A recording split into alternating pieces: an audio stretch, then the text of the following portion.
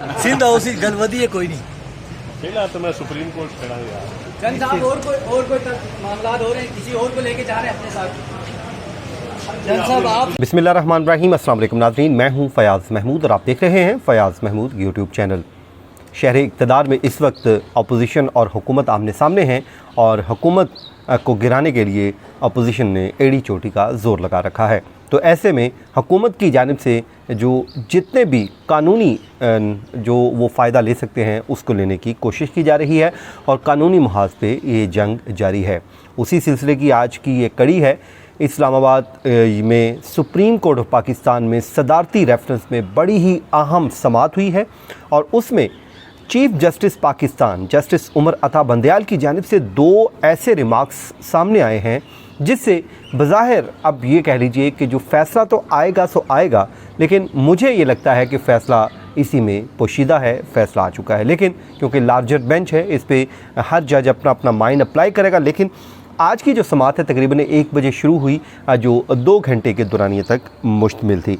उसमें बड़ी तवील समाअत थी, लेकिन इसमें बड़े इंपॉर्टेंट जो एस्पेक्ट्स सामने आए हैं मैं वो आपके साथ शेयर कर देता हूँ। वैसे तो हम सोशल इश्यूज़ को हाईलाइट करते हैं, लेकिन आप लोगों की जानिब से मुसलसल ये सवालात पूछे जा रहे थे कि हुकूमत का क्या बनेगा, तो फिर सोचा कि क्यों ना आपके साथ इस रेफरेंस पे भी हम आपको आगाह करते हैं और इसमें कोशिश होगी कि सिर्फ हम फैक्ट्स पे अपने आप को महदूद रखें।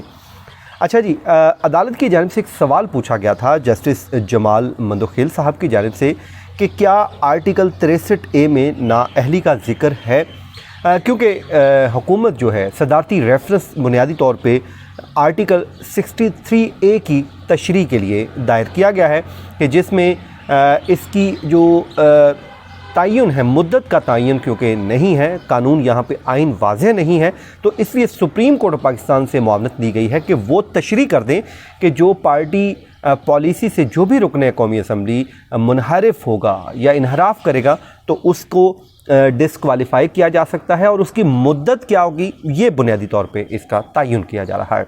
तो उसमें जी जिस पे जस्टिस जमाल मंदोखेल साहब के इस्तफसार पे अटॉर्नी जनरल पाकिस्तान ने जवाब दिया कि इस आर्टिकल की जो हेडिंग है वो है ही नाअहली की है। आइन में नाअहली का तरीक़ाकार वज़ा है। आर्टिकल 62, 63 और 63A को अलग अलग नहीं पढ़ा जा सकता। ये अटॉर्नी जनरल पाकिस्तान ने आगे से इसका जवाब दिया। उन्होंने फिर एक जो अदालती फ़ैसले का एक हवाला दिया। उन्होंने कहा कि एक अदालती फ़ैसला था जिसमें अदालत ने कहा था कि मुस्लिम लीग जो बतौर जमात अगर काम ना करती, यानी कि वो कायद-ए-आज़म साहब वाली जो हमारे बानी पाकिस्तान हैं उनकी जमात की बात हो रही है, तो उसमें उन्होंने कहा कि मुस्लिम लीग जो बतौर जमात अगर काम ना करती तो पाकिस्तान ना बनता। अदालत ने कहा कि आज़ादाना इलेक्शन लड़ने अगर वो उम्मीदवार जो आज़ादाना इलेक्शन अगर लड़ते तो फिर तो पाकिस्तान बनता ही ना। ये उन्होंने अदालती ऑब्जर्वेशन अटॉर्नी जनरल साहब ने पढ़ कर सुनाई, जिसके बाद चीफ जस्टिस की जानिब से रिमार्क्स दिए गए कि ये अदालती ऑब्जर्वेशन बड़ी अहम है।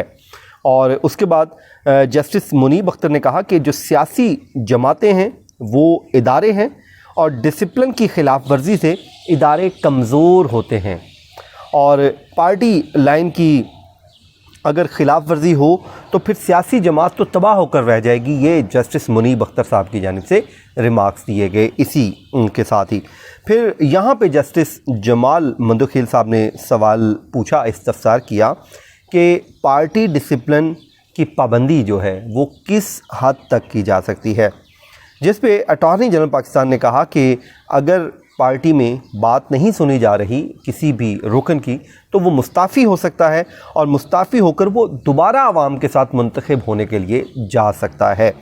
और जिस पे ये भी अदालत की जानिब से कहा गया कि वैसे तो टिकट लेते वक्त उम्मीदवारों को मालूम होता है कि वो कब आज़ादी से वोट नहीं दे सकते। और अदालत में जो फिर यहाँ पे वो रिमार्क्स बड़े इंपॉर्टेंट सामने आए, जिस पे कहा कि चीफ जस्टिस ने कहा कि दूसरी कश्ती में छलांग लगाने वालों को सीट से हाथ धोना पड़ सकता है। ये बड़े इंपॉर्टेंट थे कि दूसरी कश्ती में छलांग लगाने वालों को सीट से हाथ धोना पड़ सकते हैं। और यहाँ पे ये भी अदालत की जानिब से कहा गया कि क्या दूसरी कश्ती में छलांग लगाकर हुकूमत गिराई जा सकती है और ज़्यादातर जमहूरी हुकूमतें चंद वोटों की बर्तरी से कायम होती हैं? क्या दूसरी कश्ती में जाते जाते पहला जहाज़ डुबोया जा सकता है? ये जस्टिस एजाजुल एहसन साहब की जानिब से रिमार्क्स सामने आए और फिर उन्होंने ये भी कहा कि अब पंडोरा बॉक्स खुल गया है तो फिर म्यूज़िकल चेयर तो चलती रहेगी। अच्छा जी, उसके बाद अदालत ने ये भी कहा, जस्टिस मुनीम अख्तर ने ये भी रिमार्क्स दिए कि सब ने अपनी मर्ज़ी की तो सियासी जमात अदारा नहीं बल्कि एक हजूम बन के रह जाएगा। यानी कि उनकी अरकान की तरफ वो इशारा था कि अगर सब ने अपनी अपनी मर्ज़ी करनी है तो फिर तो सियासी जमात एक इदारा नहीं बल्कि एक हजूम बन जाएगा और इनफरादी शख्सियात को ताकतवर बनाने से इदारे तबाह हो जाते हैं। ये भी उनकी जानिब से रिमार्क्स दिए गए, जिस पर फिर जस्टिस जमाल मंदोखेल साहब की जानिब से बड़े अहम रिमार्क्स सामने आए और उन्होंने कहा कि क्या फ्लोर क्रॉसिंग की इजाज़त देकर क्या दीगर जो तरक्की याफ्ता ममालिक हैं उनमें भी होती है?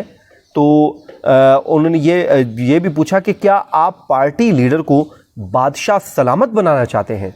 तो जिस पे अटॉर्नी जनरल पाकिस्तान ने कहा कि किसी को बादशाह नहीं तो फिर लोटा भी नहीं बनना चाहिए। और उन्होंने ये भी कहा कि मगरिब के बाज़ ममालिक में फ़्लोर क्रॉसिंग होती है लेकिन वहाँ के जो माशरती रवैये हैं वो डिफरेंट है। वहाँ पे क्रिसमस आती है तो जो कीमतें हैं लोग खुद ब खुद कम कर देते हैं और यहाँ पे रमज़ान आता है तो आसमान को बातें करती हैं कीमतें। तो ये उन्होंने एक हवाला दिया। फिर जस्टिस मंदोखेल साहब ने कहा कि क्या सियासी जमातों के अंदर कोई बहस मुबाहिसा होता है? जिस पे अटॉर्नी जनरल पाकिस्तान ने कहा कि सिंध हाउस में बैठ के तनकीद कर रहे हैं, इससे ज़्यादा क्या बहस मुबाहिसा होगा? इससे ज़्यादा आप वो कहते हैं कि इससे ज़्यादा क्या होगा कि सिंध हाउस में जाके हमारे अरकान हम पे ही बैठ के तनकीद कर रहे हैं, तो इससे ज़्यादा आप क्या चाहते हैं कि इजाज़त नहीं है? और उसके बाद चीफ जस्टिस पाकिस्तान ने कहा कि जितना मर्ज़ी गुस्सा हो पार्टी के साथ खड़े रहना चाहिए। चीफ जस्टिस ने यह भी कहा कि मगरिब में लोग पार्टी के अंदर गुस्से का इजहार करते हैं। ये दो बड़े इंपॉर्टेंट पॉइंट थे जो चीफ जस्टिस पाकिस्तान की जानिब से रिमार्क्स दिए गए। उन्होंने कहा कि जितना मर्ज़ी गुस्सा हो आपको लेकिन आपने पार्टी के साथ खड़े रहना चाहिए, क्योंकि मगरिब में लोग पार्टी के अंदर गुस्से का इजहार भी करते हैं। और ये भी उन्होंने बता दिया कि आर्टिकल 63A में नाअहली का पूरा निज़ाम वाज़ेह है, सिर्फ मुद्दत का तयन होना बाकी है कि कितनी मुद्दत के लिए होनी चाहिए। ये नाज़रीन वो इम्पॉर्टेंट दो पॉइंट हैं जो बज़ाहिर ये लगता है कि माइंड जो है वो डिस्क्लोज़ हो गया है, क्योंकि जो 63 है ज़ाहिर है वो डिस्क्वालिफिकेशन से मुतल्लिक ही है, लेकिन उसमें क्योंकि मुद्दत का तयन नहीं तो अब अदालत जो है वो आइन से इनहराफ तो कर नहीं सकती, यानी कि आइन से बाहर तो जा नहीं सकती। उन्होंने फ़ैसला जो देना है इसी के तहत देना है। तो अब ये बात तो तय हो गई कि मुनहरिफ अरकान की जो डिस्क्वालिफिकेशन तो पक्की है, लेकिन मुद्दत उसकी कितनी होगी इस पे चीफ जस्टिस ने भी कहा है कि वो तयन होना चाहिए। लेकिन उन्होंने ये भी कहा है, साथ में रिमार्क्स ये भी दिए हैं कि जो 63A है कि रूह को हम नज़रअंदाज नहीं कर सकते और अदालत का काम खाली जगह पुर करना नहीं, ऐसे मामलात रेफरेंस की बजाय पार्लियामेंट को हल करने चाहिए। नाज़रीन, ये वो रिमार्क्स है जिस पे अदालत ने यह भी कहा कि अगर आइन में कहीं पे कोई खाली जगह है तो उसका काम अदालत का काम उसे पुर करना नहीं बल्कि वो पार्लियामेंट करे। तो बज़ाहिर जी ये आज की समाज से ये लग रहा है कि 63A के तहत डिस्क्वालिफिकेशन पक्की है। अब अदालत ने माइंड अपना बनाना है कि क्या इसको मुद्दत का वो कितना तयन कर सकते हैं, फॉर लाइफ होनी चाहिए या फिर इसका कोई एक टाइम पीरियड हो, 5 साल के लिए हो, 2 साल के लिए हो, कितना हो। इस पे अदालत कहती है कि ये तयन होना बाकी है। लेकिन साथ ही उन्होंने ये रिमार्क्स भी दे दिए कि इस पे जो है ये खाली जगह पुर करना हमारा काम नहीं बल्कि पार्लियामेंट को अपने काम करने चाहिए। लेकिन जाहिर है मामला आ चुका है तो अब अदालत इस पे कोई ना कोई अपनी ऑब्जर्वेशन ज़रूर देगी। नाज़रीन, ये था आज का हमारा वीलॉग। अब कल इसी इशू पे दोबारा बात करेंगे। मुझे दीजिए इजाज़त, अपनी दुआ में याद रखिए। अल्लाह ने के बाद।